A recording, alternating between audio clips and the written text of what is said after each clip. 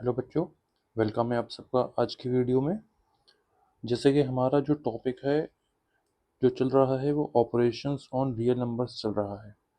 इसी टॉपिक में आज हम ऐसे नंबर्स के बीच में ऑपरेशंस करेंगे जो ब्रैकेट्स में लिखे होते हैं। जैसे ये ब्रैकेट में लिखा है एक टर्म और ये दूसरी टर्म दूसरे ब्रैकेट में लिखी है। इनकी हमें ये क्या कराना है, मल्टीप्लाई कराना है बीच में। तो ब्रैकेट्स को सॉल्व कराने का तरीका आज हम सीखेंगे। देखिए कैसे करते हैं ब्रैकेट्स को सॉल्व कराने का जो तरीका, वो देखिए ध्यान से देखिएगा। बहुत बच्चे गलती करते हैं ब्रैकेट्स को आपस में मल्टीप्लाई कराने के लिए। देखिए पहले ब्रैकेट की पहली टर्म क्या लिखी है, √5 लिखी है। अब हमें पहले √5 को पकड़ लेना है। पकड़ने का क्या मतलब हुआ कि सबसे पहले हम √5 की जो दूसरे वाला ब्रैकेट है उसके पहले टर्म से मल्टीप्लाई करेंगे। तो √5 की 2 से मल्टीप्लाई कराएंगे तो क्या होगा, 2√5। ठीक है, रूट के अंदर वालों की रूट के अंदर वालों से मल्टीप्लाई होती है। रूट के बाहर जो टर्म लिखी होती है उसकी रूट के बाहर वाली टर्म से मल्टीप्लाई होती है। याद रखिएगा, ऐसा नहीं है कि रूट के अंदर जो 5 है इसकी 2 से मल्टीप्लाई करा के √10 लिख दें। ठीक है, फिर √5 के किससे करा देंगे हम, अगला जो √5 लिखा है उससे मल्टीप्लाई करा देंगे।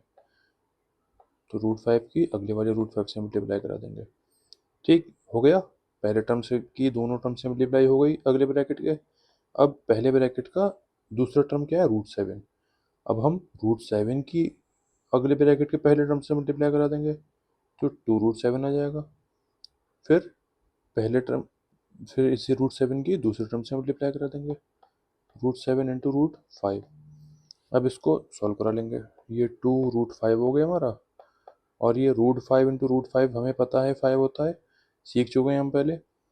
प्लस 2√7 प्लस रूट के अंदर 7 इंटू 5, 7 5 ज़ा 35। ठीक है, बस इतना ही आएगा हमारा। क्योंकि हमें बताया था कि केवल सेम रूट्स वाले आपस में प्लस या माइनस होते हैं। तो √5 का सिर्फ एक टर्म यहाँ पर है, √7 का एक टर्म यहाँ पर है, √35 का टर्म यहाँ पर है। ये कांस्टेंट टर्म है अकेला। ठीक, बस इतना ही सॉल्व होगा, इसके आगे सॉल्व नहीं होगा। ठीक है, चलिए नेक्स्ट टर्म पे देखते हैं। अच्छा, इसको एक तो मैं उसी तरीके से मल्टीप्लाई करा सकता हूँ जिससे जैसे मैंने ऊपर कराया कराया। इस 5 की पहले इस 5 से मल्टीप्लाई, फिर इस 5 की √5 से मल्टीप्लाई, फिर इस √5 की इस 5 से मल्टीप्लाई, फिर इस √5 की इस √5 से मल्टीप्लाई। ठीक है, जैसे मैंने ऊपर कराया है। लेकिन हम ये देख रहे हैं कि ये जो ब्रैकेट्स हैं, ये ब्रैकेट्स जो हैं वो a प्लस बी और a माइनस बी की फॉर्म में लिखे हुए हैं। देखिए ये a प्लस बी, ये a माइनस बी। तो a plus B, a minus B हमें पता है क्या होता है, A square minus B square. ये एक आइडेंटिटी होती है। ठीक है, इसको याद रखिएगा। तो उसका मतलब क्या हुआ कि इन दो ब्रैकेट को मिला के मैं लिख सकता हूँ, इस ब्रैकेट में a की वैल्यू क्या है 5, तो 5 का स्क्वायर माइनस b की वैल्यू क्या है इन ब्रैकेट्स में √5, √5 का स्क्वायर। सॉल्व करेंगे, 5 का स्क्वायर 5 5 से 25, और 5 √5 का स्क्वायर 5। तो 25 माइनस 5 20 इज माई आंसर। ठीक है, मतलब जो जब दो ब्रैकेट्स लिखे हों उनके एक के बीच में प्लस का साइन हो, दूसरे के बीच में माइनस का साइन हो, और टर्म एक ही हो। ठीक है, ये 5 √5, ये 5 √5, तो हम a plus B, a minus B का फॉर्मूला लगा सकते हैं। ठीक, नेक्स्ट देखते हैं। √3 प्लस √7 का होल स्क्वायर। बच्चे क्या करते हैं, देखते रहिएगा, बहुत गलती करते हैं। जैसे क्या करते हैं, √3 का स्क्वायर कर देंगे और √7 का स्क्वायर कर देंगे, और √3 का स्क्वायर 3 कर देते हैं, और प्लस √7 का स्क्वायर 7 करते हैं, और 10 आंसर ला देते हैं, जो कि बिल्कुल गलत है। देखिए, जब भी ब्रैकेट के ऊपर कोई भी पावर लगी होगी तो हमेशा ज़िंदगी में याद रखिएगा, हमेशा वो जो ब्रैकेट है हमेशा किसी आइडेंटिटी से ही खुलेगा। हमेशा किसी आइडेंटिटी से खुलेगा। कौन, जब भी किसी ब्रैकेट के बाहर कोई भी पावर लगे, चाहे स्क्वायर लगा हो चाहे क्यूब लगा हो।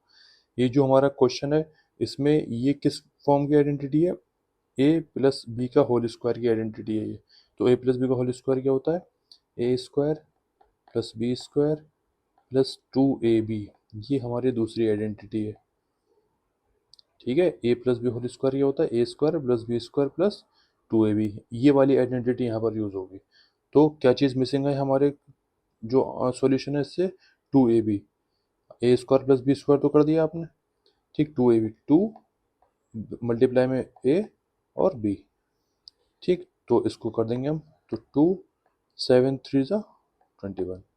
तो 10 plus 2 root 21 is my answer.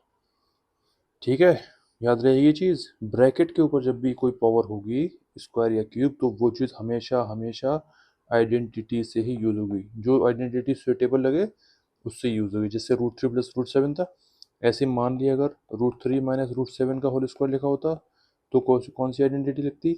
ये जो है A minus B whole square वाली आइडेंटिटी लिखती। वो क्या होती है? A square plus B square minus 2ab। करके देखिएगा इसको, ठीक। नेक्स्ट, ऐसे ये जो ब्रैकेट्स हैं ये भी ऐसे सॉल्व हो सकते हैं कि पहले फर्स्ट टर्म की फर्स्ट टर्म से, फिर फर्स्ट टर्म की सेकंड टर्म से, फिर सेकंड टर्म की फर्स्ट टर्म से, फिर सेकंड टर्म की सेकंड टर्म से। लेकिन मुझे यहाँ पर आइडेंटिटी बनती हुई दिख रही है ना? ए माइनस बी और ए प्लस बी, है ना? ये इस माइनस के आसपास जो टर्म है और इस प्लस के आसपास जो टर्म है वो दोनों सेम है, बस प्लस और माइनस का फर्क है दोनों ब्रैकेट्स में। तो A plus B A minus B क्या होता है? A square minus B square. Confuse मत होइएगा, A plus B A minus B या A minus B A plus B, बात एक ही होती है। ठीक है, क्योंकि दोनों मल्टीप्लिकेशन में है ना। चाहे ए plus B A minus B कहिए या फिर ए minus B A plus B कहिए, बात एक ही है। क्या होती है? A square minus B square. तो इस क्वेश्चन में ए की वैल्यू क्या है? √11। तो √11 का स्क्वायर माइनस बी की वैल्यू इस क्वेश्चन में क्या है? √7 का स्क्वायर। √11 का स्क्वायर 11, √7 का स्क्वायर 7, 11 माइनस 7 4। ये मेरा आंसर हो गया। ठीक है, एक बार में समझ में ना आए तो वीडियो को दोबारा ज़रूर देखा करिए। और अपनी जब तक अपने हाथ से क्वेश्चन नहीं करेंगे, कॉन्सेप्ट दिमाग में नहीं बैठेगा। और अगर आप बाद में क्वेश्चन करेंगे तो गलती कर बैठेंगे। मैथ्स में हमेशा कोई भी कॉन्सेप्ट पढ़ा करें, समझा करें, उसके क्वेश्चन ज़रूर अपने हाथों से करा करिए। कोई किसी भी बुक में से आप उसके क्वेश्चन उठा सकते हैं। ठीक है।